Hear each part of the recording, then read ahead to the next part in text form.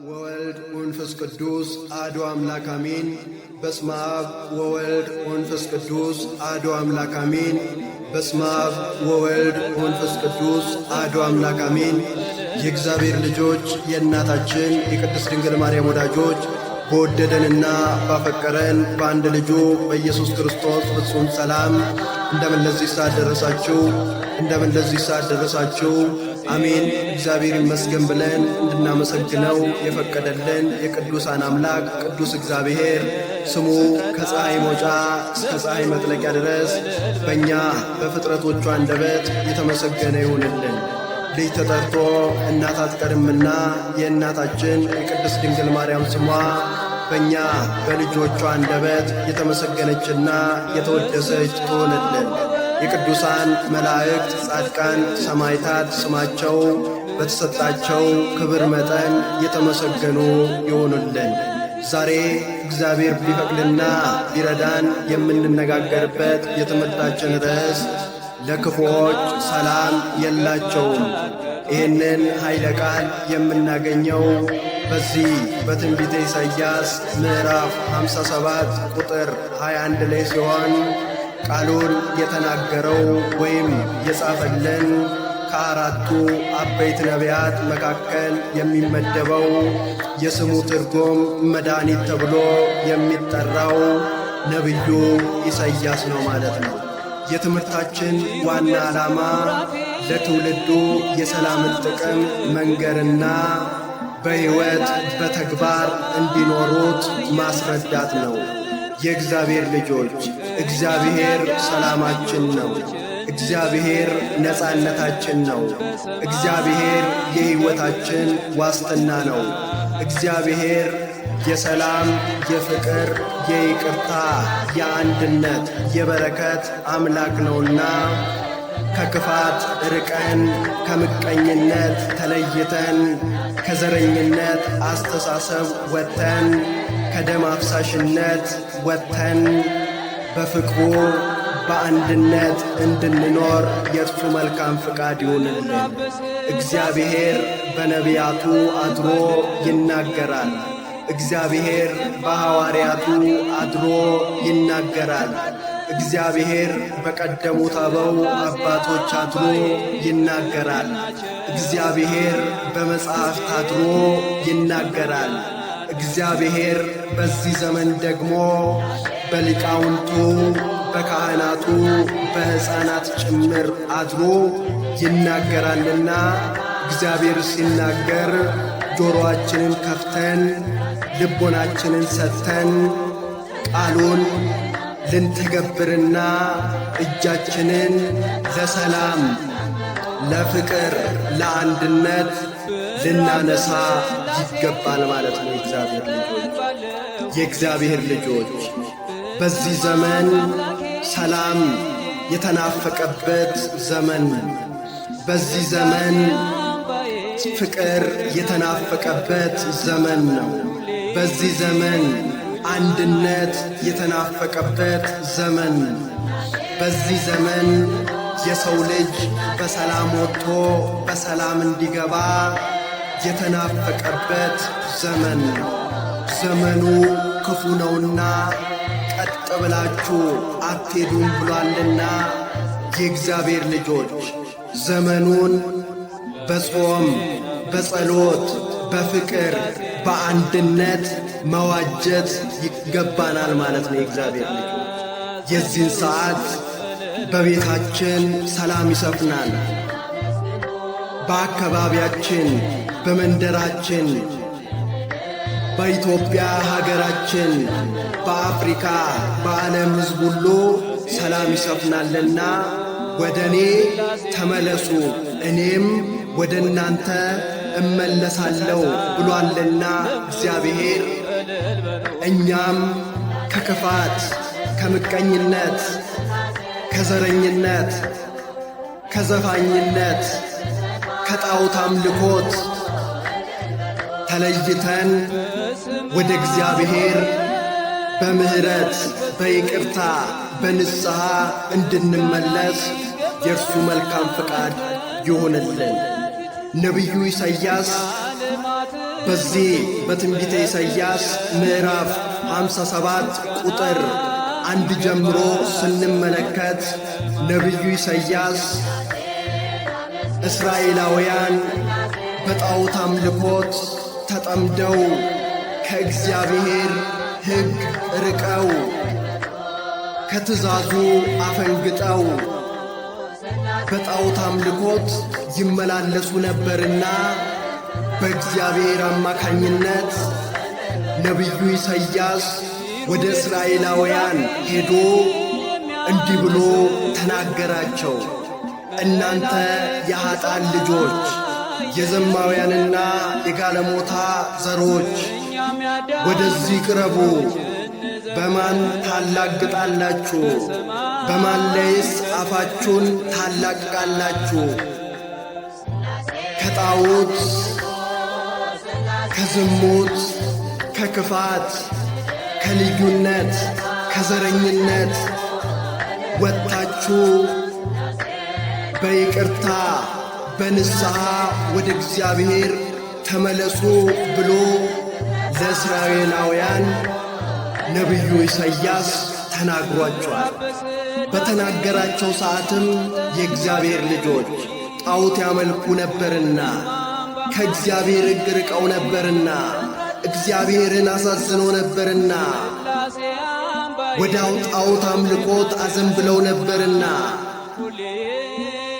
ነቢዩ ኢሳይያስ የእግዚአብሔርን ቃል ሲነግራቸው ወዲያው ልቦናቸው ተሰብሮ እንደ ነነዌ ሕዝቦች እግዚአብሔርን ይቅርታ ጠይቀው በንስሐ ተመልሰው እግዚአብሔር ምሕረት ይቅርታ አርጎላቸው ያ የጣዖት አምልኮን ጥለው ከዝሙት ዓለም ተለይተው ከዘረኝነት አስተሳሰብ ወጥተው ከጎጠኝነት አስተሳሰብ ወጥተው በሰላም በፍቅር መኖር ጀምረዋል ማለት ነው። እግዚአብሔር እኛን ሕዝቦቹን ፈጥሮ ለፍጡር የማይጥል ንጉሥ ነውና እንድንጠፋበት አይፈልግምና የእግዚአብሔር ልጆች በዚህ ዘመን ያለን ትውልዶችም ወደ እግዚአብሔር መመለስ ይጠበቅብናል። ወደ እግዚአብሔር መመለስ አለብን። ክፋት፣ ምቀኝነት፣ ዘረኝነት፣ ደም አፍሳሽነት በምድራችን ላይ ነግሷልና በይቅርታ በንስሐ ወደ እግዚአብሔር ተመልሰን በአንድነት በፍቅር መኖር ይጠበቅብናል ማለት ነው። የእግዚአብሔር ልጆች መዝሙረኛው ዳዊት እንዲህ ይለናል። በዚህ በመዝሙረ ዳዊት መዝሙር 34 ቁጥር 14 ላይ ከክፉ ሽሹ፣ መልካሙንም አድርጉ፣ ሰላምን እሹ፣ ተከተሏትም ብሎ ነቢዩ መዝሙረኛው ዳዊት ተናግሯል ማለት ነው። የእግዚአብሔር ቅዱስ ዳዊት የተናገረው በዘመኑ ለሚኖሩት ሕዝቦች ቢሆንም ፍጻሜው ግን በአዲስ ኪዳን ለምንኖር ሕዝቦች ነውና ከክፋት እንድንሸሽ፣ ከዘረኝነት እንድንሸሽ፣ ከጣዖት አምልኮት እንድንሸሽ፣ ከግብረ ሰዶም እንድንሸሽ፣ ከመለያየት ከደም አፍሳሽነት እንድንለይ እግዚአብሔር በነቢዩ ዳዊት ላይ አድሮ ከክፋት ሽሹ፣ መልካሙንም አድርጎ፣ ሰላምን እሿት፣ ተከተሏትም ብሎ ተናግሯል ማለት ነው። እግዚአብሔር ይህንን ቃል ሰምተን ታዲያ የእግዚአብሔር ልጆች እጃችንን ለሰላም፣ እጃችንን ለፍቅር፣ እጃችንን ለአንድነት፣ እጃችንን ለጸሎት፣ እጃችንን ለይቅርታ መዘርጋት ስለዚህ እግዚአብሔር በቤታችን ሰላም እንዲያመጣ፣ በመንደራችን ሰላም እንዲያመጣ፣ በኢትዮጵያ ሀገራችን ሰላም እንዲሰፍ፣ በአፍሪካ በዓለም ሰላም እንዲሰፍን ከፈለግን እጃችንን ለሰላም መዘርጋት ያስፈልገናል ማለት ነው። እግዚአብሔር በዚህ በመጽሐፈ ምሳሌ ምዕራፍ 16 ቁጥር 7 ላይ ጠቢቡ ሰለሞን እንዲህ ብሎናል። የሰው አካሄድ እግዚአብሔርን ደስ ያሰኘው እንደሆነ በእርሱና በጠላቶቹ መካከል ሰላም ያድርግ፣ ሰላምን ይፍጠር። በእግዚአብሔር ዘንድ ሰላም ይሆን ዘንድ፣ በእግዚአብሔር ዘንድ ፍቅር ይሆን ዘንድ፣ በእግዚአብሔር ዘንድ አንድነት ይመጣ ዘንድ። አዎ የእግዚአብሔር ልጆች እኛ የሰው ልጆች ልቦናችንን ለቃሉ ከፍተን ጉልበታችንን ለእሱ አንበርክከን በሰላም በፍቅር በአንድነት መኖር ይጠበቅብናል ማለት ነው። እግዚአብሔር ዘመኑን ስንመለከተው ክፋት የበዛበት፣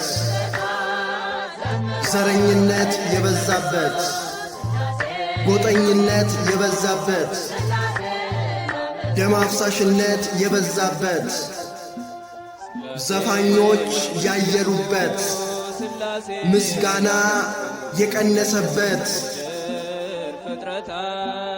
እውነት ተረግጣ ሐሰት የነገሰችበት ዘመን ነውና ወደ እግዚአብሔር መመለስ ይኖርብናል። ዘመኑ እያለቀ ነውና፣ ዘመኑ እያጠረ ነውና እግዚአብሔር የምህረት የፍቅር የበረከት የይቅርታ አምላክ ነውና እኛም እግዚአብሔር የምህረት የይቅርታ አምላክ መሆኑን አምነንና ተረድተን ከኃጢአት መንደር ተለይተን ከዘረኝነት አስተሳሰብ ወጥተን ከደም አፍሳሽነት ሕይወት ተላቀን፣ አዎ የእግዚአብሔር ልጆች በእግዚአብሔር ጥላ ስር ማለፍ ይገባናል ማለት ነው። በእግዚአብሔር ጥላ ማደር ይገባናል ማለት ነው። ያለዛ አሁን የምናየው ጦርነቱ፣ ያለዛ አሁን የምናየው ደም መፍሰሱ፣ ያለዛ አሁን የምናየው ስደቱ ሊቆም አይችልም ማለት ነው። እግዚአብሔር በምህረት በይቅርታ በንስሐ ወደ እግዚአብሔር ካልተመለስ የእግዚአብሔር ልጆች እግዚአብሔር መሐሪ ነውና፣ እግዚአብሔር ይቅር ባይ ነውና ወደ እርሱ ተመልሰን ይሄ የምንሰማው ክፉ ነገር ሁሉ ኢትዮጵያን፣ አፍሪካን፣ ዓለምን ሁሉ ያስጨነቀው ክፉ ነገር እንዲወገድ ከፈለግ በሰላም በፍቅር በአንድነት መኖር ይጠበቅብናል ማለት ነው። ቅዱስ ጳውሎስም በዚህ በሮሜ መልእክቱ ምዕራፍ 3 ቁጥር 16 እስከ 18 ላይ እንደዚህ ይለናል።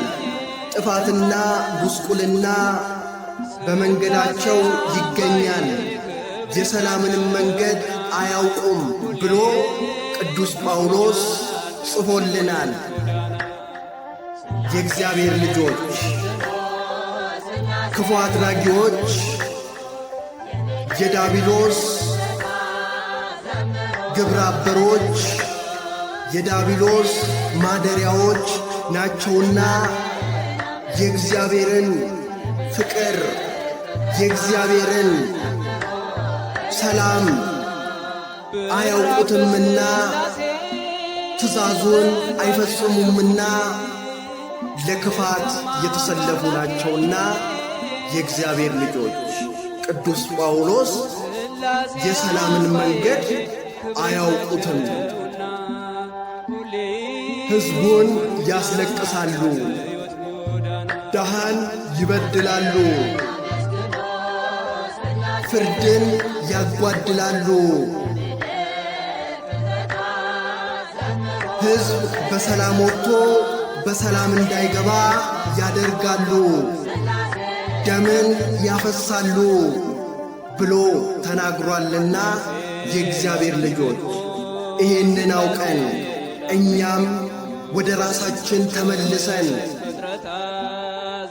ሰው በመስታወት ፊት ቆሞ እድፉን እንደሚያጠራ ሁሉ እኛም ወደ ልባችን ተመልሰን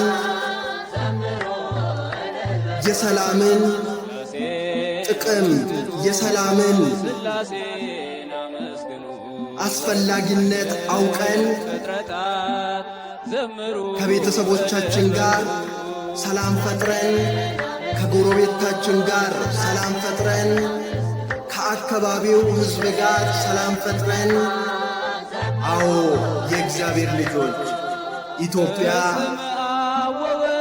አልጠበበችንም፣ አፍሪካም አልጠበበችንም፣ ዓለምም አልጠበበንም። የጎደለን የእግዚአብሔር ልጆች ሰላም ነው። ሰላም ወደኛ እንዲመጣ እጃችንን ለሰላም ማንሳት ይኖርብናል። ከዘረኝነት መውጣት ይጠበቅብናል። ከጣዖት አምልኮት መሸሽ ይጠበቅብናል። ይህንን ካደረግን እኛም ሰላም ሆነን አካባቢውም ሰላም ይሆናል። ኢትዮጵያም አፍሪካም ሰላም ይሰፍናል ማለት ነው። እግዚአብሔር ይህንን አድርገን በሕይወት በበረከት በሰላም እንድንኖር የእግዚአብሔር በጎ ፈቃድ ይሆንልን። በዚህ በኤፌሶን መልእክቱ ቅዱስ ጳውሎስ እንደጻፈልን ምዕራፍ 4 ቁጥር 3 ላይ በሰላም ማሰሪያ የመንፈስን አንድነት ለመጠበቅ ትጉ ብሎ ይነግረናል። የሰላምን ማሰሪያ የመንፈስን አንድነት ለመጠበቅ ትጉ።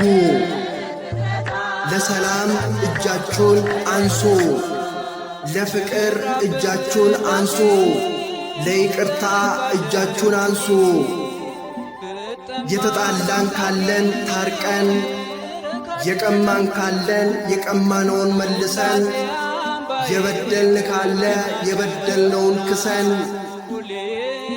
በኀጢአት በበደል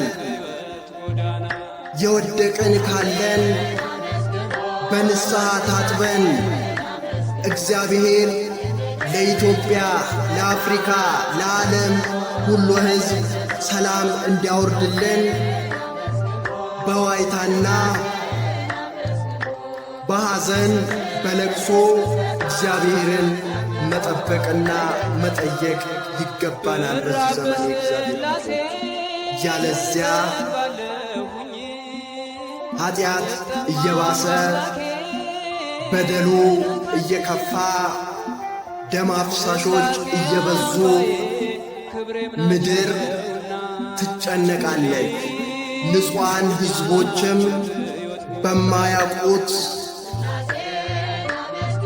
ነገር በውዴታም በግዴታም ነፍሳቸውን ይሰጣሉ ማለት ነው። የእግዚአብሔር ልጆች እግዚአብሔር መሐሪ ነው እንጂ እግዚአብሔር ይቅር ባይ ነው እንጂ በዚህ ዘመን ሰላም ጠፍቷል።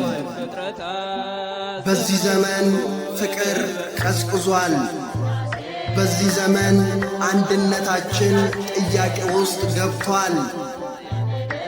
ወደ ራሳችን ልንመለስ ልናስተውልቸውን ይሰጣሉ ማለት ነው። እግዚአብሔር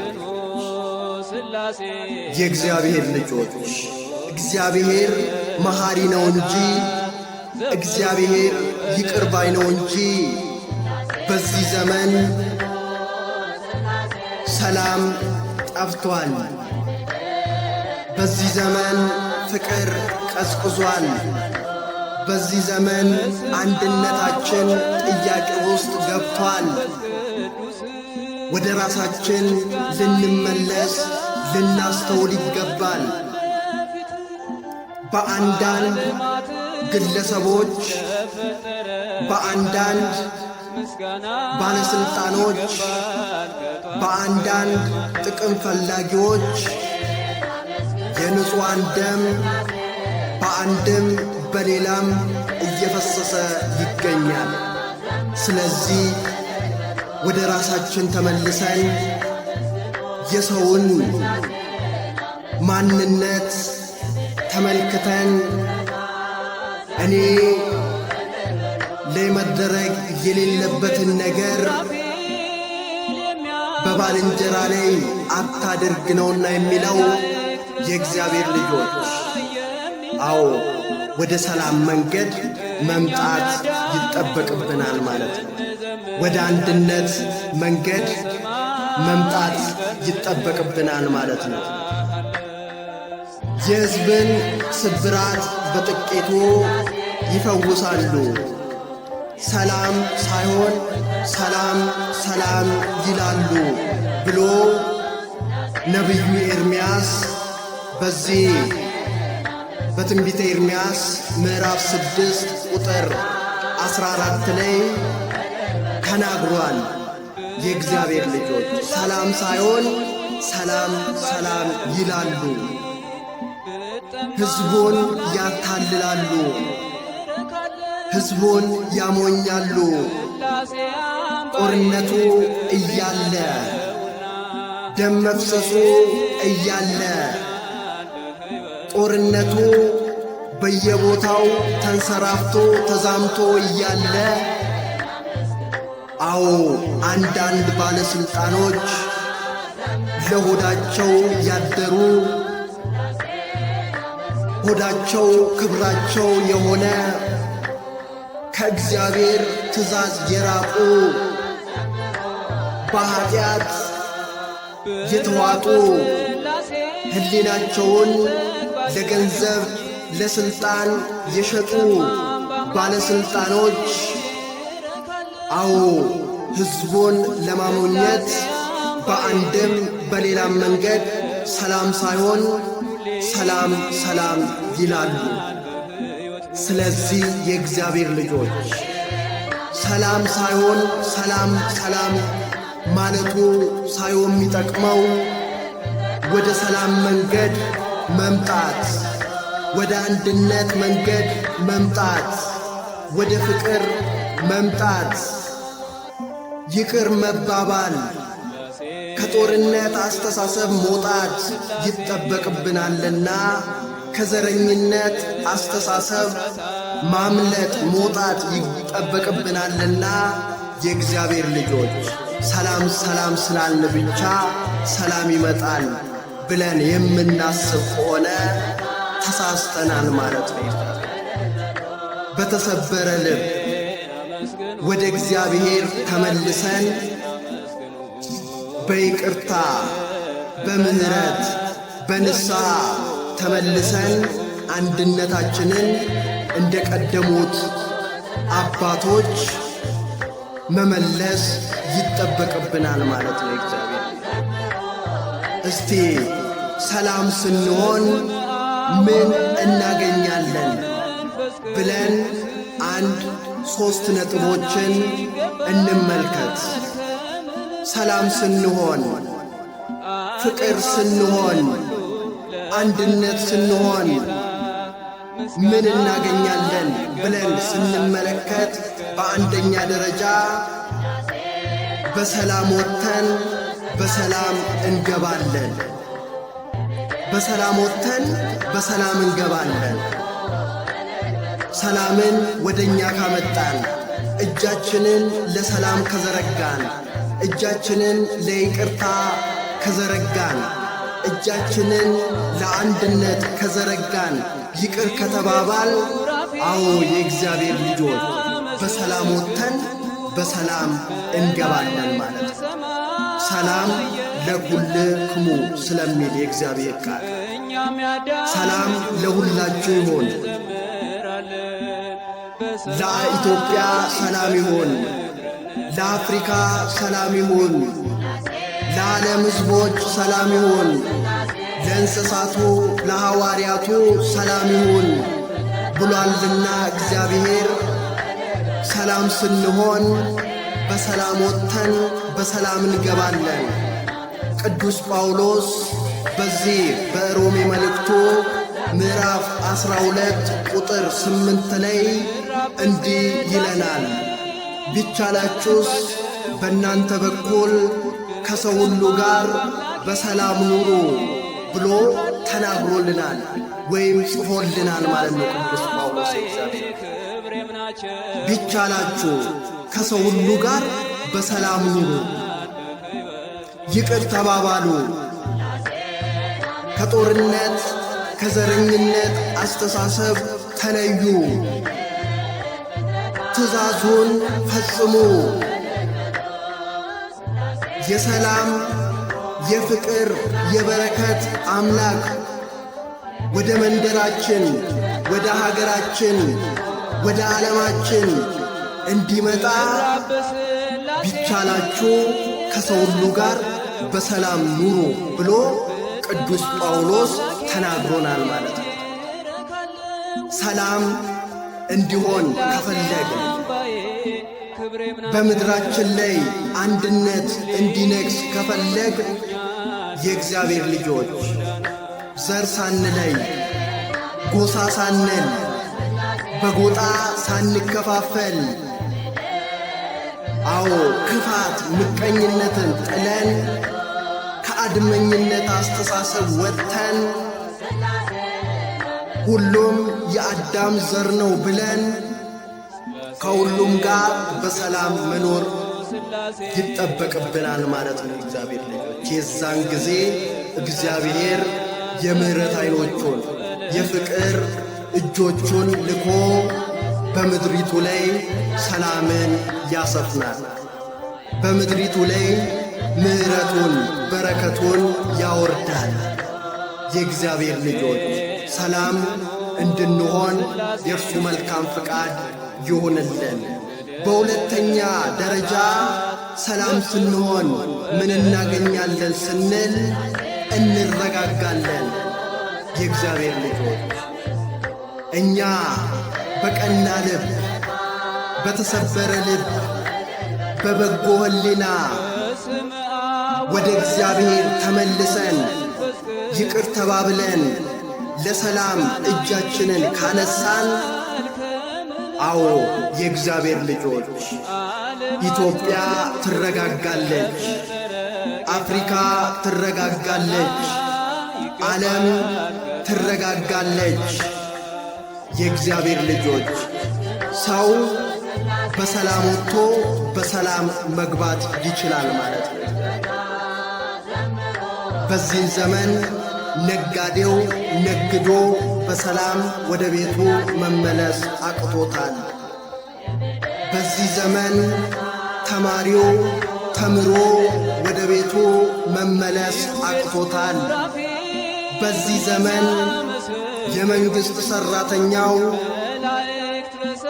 ሥራውን በሰላም በፍቅር አከናውኖ ወደ ቤቱ መመለስ አስግቶታል። ሊታሰብበት ይገባል ማለት ነው። የእግዚአብሔር ሁላችንም በይቅርታ በፍቅር በአንድነት የሰላምን ዋጋ አውቀን ተረድተን በኢትዮጵያም በአፍሪካም በዓለም ሁሉ ሰላም እንዲሰፍ የበኩላችንን ጥረት ማድረግ ይገባናል ማለት ነው። ሰላምም ማምጣትም ማደፍረስም የሚቻለው ሰው ነውና እግዚአብሔር አንዴ ሰላሙን ፍቅሩን ሰጥቶናልና ሰላማችንንም ማምጣትም ማወክም የምንችለው እኛው ነንና እያንዳንዳችን ግለሰቦች ራሳችንን አፍልተን ወደ ራሳችን ተመልክተን ይቅር ተባብለን ወደ ሰላም መንገድ መምጣት ይጠበቅብናል ማለት ነው።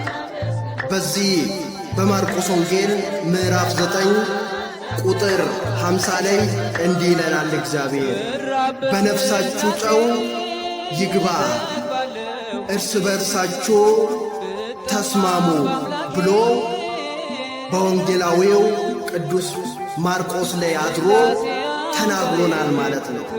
በነፍሳችሁ ጨው ይኑርባችሁ፣ እርስ በርሳችሁ ተስማሙ ብሎ ተናግሮናል ማለት ነው። እግዚአብሔር የሰላም አምላክ እንጂ የውከት አምላክ ስላልሆነ እርስ በርሳችን እንድንስማማ ስለሚፈልግ በአንድነት በፍቅር እንድንኖር ስለሚፈልግ የእግዚአብሔር ልጆች ምድራችን እንድትረጋጋ ትውልዱ በሰላም ወጥቶ በሰላም እንዲገባ እርስ በርሳችን መስማማት ይኖርብናል ማለት ነው። እርስ በርሳችን ስንስማማ አሁን የምንሰማው ጦርነት፣ አሁን የምንሰማው ስደት፣ አሁን የምናየው የምንሰማው ደም መፍሰስ ይቆማል ማለት ነው። ለምን? እግዚአብሔር የሰላም አምላክ ነውና፣ እግዚአብሔር የፍቅር አምላክ ነውና፣ እግዚአብሔር የይቅርታ አምላክ ነውና። ስለዚህ እርስ በርሳችን ሰላም ከሆን መንደራችን ሰላም ይሆናል፣ ቤታችን ሰላም ይሰፍናል፣ ሀገራችን ኢትዮጵያ ሰላም ትሆናለች፣ አፍሪካ ሰላም ትሆናለች፣ በዓለም የሚንቀሳቀሱት ሕዝቦች ሰላም ይሆናሉ ማለት ነው የእግዚአብሔር ልጆች። ስለዚህ እርስ በርሳችን መስማማትና ወደ ሰላም መንገድ መምጣት ይጠበቅብናል ማለት ነው። ወንጌላዊው ሉቃስም በዚህ በሉቃስ ወንጌል ምዕራፍ 2 ቁጥር 14 ላይ ክብር ለእግዚአብሔር በአርያም ይሁን፣ ሰላምም በምድር ለሰው ሁሉ ይሁን ብሎ ተናግሯል ማለት ነው የእግዚአብሔር ልጆች። ስለዚህ በምድር ላይ ሰላም እንዲሆን ለሰዎችም ሰላም እንዲመጣ የሰው ልጅ በሰላም በፍቅር እንዲኖር እንዲመላለስ ከፈለግን የሰላም እጃችንን ማንሳት ይገባናል ማለት ነው። ከውከት፣ ከዘረኝነት፣ ከደም አፍሳሽነት መለየት ይጠበቅብናል ማለት ነው እግዚአብሔር። ይህንን ስናረግ እግዚአብሔር ከአርያም እጆቹን ይልካል፣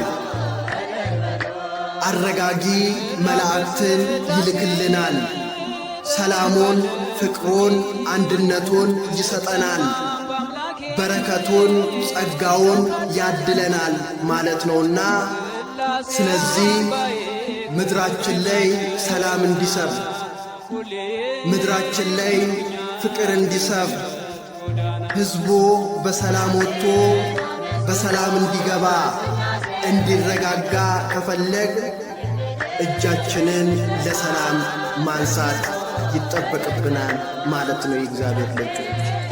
በሦስተኛ ደረጃ ሰላም ስንሆን ምን እናገኛለን ብለን ስናይ በዓለም ሰላም ይሰፍናል። በሦስተኛ ደረጃ በዓለም ሰላም ይሰፍናል ማለት ነው። ምን ስናገኝ የእግዚአብሔር ልጆች? አዎ ሰላም ስንሆን፣ ፍቅር ስንሆን፣ አንድነትን ስንፈጥር፣ ስንተሳሰብ በዓለም ላይ ሰላም ይሰፍናል ማለት ነው። በመጀመሪያ ደረጃ በሰላም ወጥተን በሰላም እንገባለን ብለናል። በሁለተኛ ደረጃ ሕዝቡ ይረጋጋል ብለናል። በሦስተኛ ደረጃ በዓለም ላይ ሰላም ይሰፍናል ማለት ነው። እግዚአብሔር ለዓለማችን ሰላሙን ያምጣልን፣ አንድነቱን መተሳሰቡን ያውርድልን፣ በረከቱን ያብዛልን። የእግዚአብሔር ልጆች በዓለም ላይ ሰላም እንዲሆን ሁላችንም እጃችንን ለሰላም አንስተን በጾም በጸሎት በምስጋና እንድንተጋ ያስፈልጋልና የእግዚአብሔር መልካም ፍቃድ ይሆነልን።